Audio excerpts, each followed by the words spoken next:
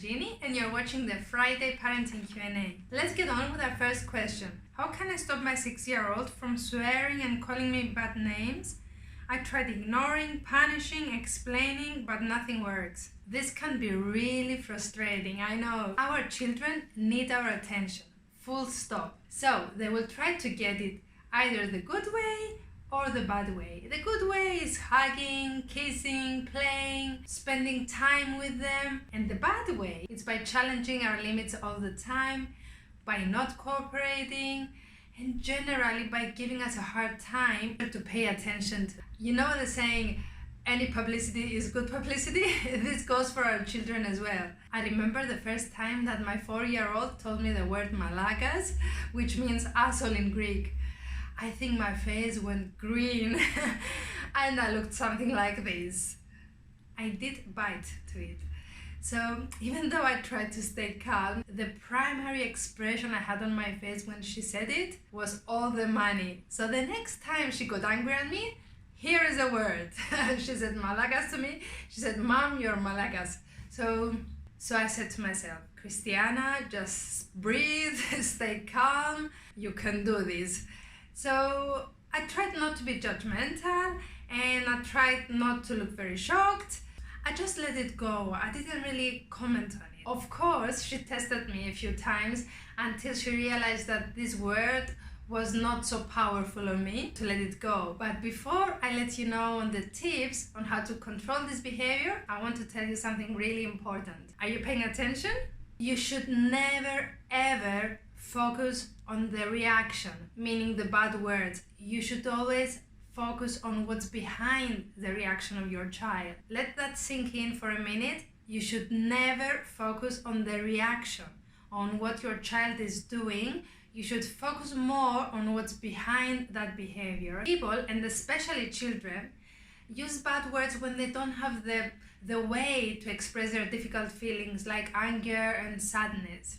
So as parents, we should focus more on helping them be aware and manage and express those difficult feelings, even though we don't know what's happening in their world or what they're thinking in their mind. For those of you who have been following me or have attended my seminars, you will know by now that anger is a call for help. So in what way can you help your child? Here are a few tips to help you handle the situation. I don't need to mention that you shouldn't be using these words. We are their role models. Never forget. So let's have a look at the first tip. When your child says a bad word for the first time, first of all, you have to ask if they know what it means. So let's take this scenario as an example. Your child calls you stupid. So you ask, Sweetheart, where did you hear this word? This is not one of your words. I heard it at school. Jonathan says it all the time. Do you know what it means? It means that it's somebody that is not very clever, or he's doing silly things all the time. And you know, people use these words on other people when they're angry and they don't know how to express these difficult feelings, or maybe when they're sad. So is there something that is bothering you? Leave me alone, you're making me angry. So if you don't know what's happening in their head, you can say something like, I would love to help you out. Do you want to tell me what's wrong? Or maybe if you know why they're angry with you, for example, you might tell them to stop playing because they have to go and have a shower. So you can say, I understand that you're angry with me because I tell you to stop playing. You will have enough time to play with your toys again tomorrow. And then you can offer a fun option for the next step, like washing a toy in the shower or making bubbles and stuff like that. Whatever comes in your mind, be creative. So when you're both calmer and you have moved on, then you can talk about it. And you can just say, look, sweetheart, these words, you know, they're hurtful to people. So maybe you can use them when you're alone. We should never say, stop saying that,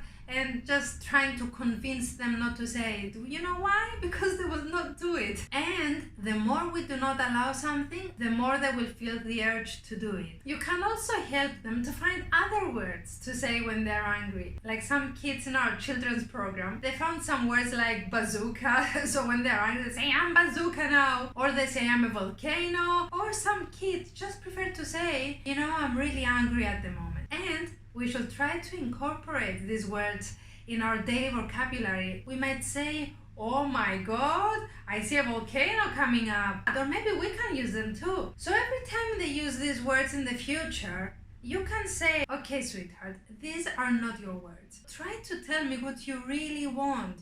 By calling me that, I cannot really help you. I'm here to help, okay? So whenever you're ready, just let me know and then ignore the repetition of those words again. The second tip is to have fun with it. Let's take the example of my daughter saying Malagas. It doesn't matter that your children are not Greek, you will get the point. Mom, you are Malagas. And I say, what? What did you say? Maracas. No, Malagas. What? Gamalas. No. Mom, I said Malagas. What? Dambagas. Mom, stop. I said Malagas. What? Zambagas. And then she starts laughing because she cannot take it anymore. And then she says again Malagas and I says Malamas. And so it goes and we start laughing. After we start laughing, the atmosphere is not the same, of course. So I can then approach her. And then I will ask her again with empathy, understanding that she doesn't want to stop playing, understanding that she doesn't want to stop watching TV. I will set my limit and I will direct her towards where I want her to go. Sometimes it helps giving them some time to process it in their mind. After you have fun with it, just give them 5 minutes to really, process it. And you can even say it, okay, love, you can watch television for another 5 minutes, or you can play for about 5 minutes, and then we go and have a shower, okay? So when the 5 minutes are passed, then you go and set your limit, and there you have to be firm. Sorry, love, but the 5 minutes are now finished, so I have to switch off the television and go and have a shower, okay?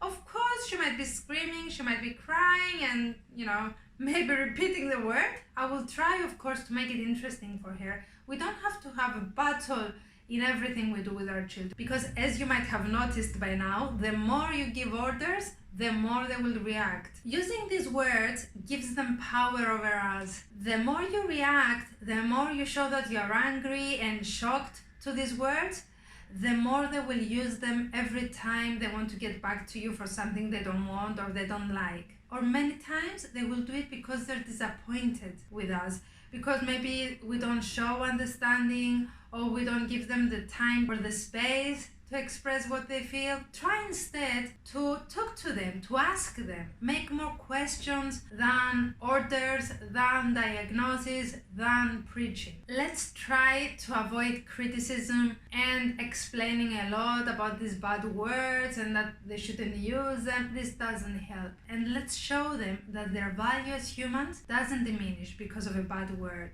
and that we understand them and we care to help them process what's happening in their life and find solutions to their problems. If you like this episode, hit the like button and subscribe to my channel. I would love to hear your questions, so email them at ask@christianagenie.com. Until next week, I'm sending you my love.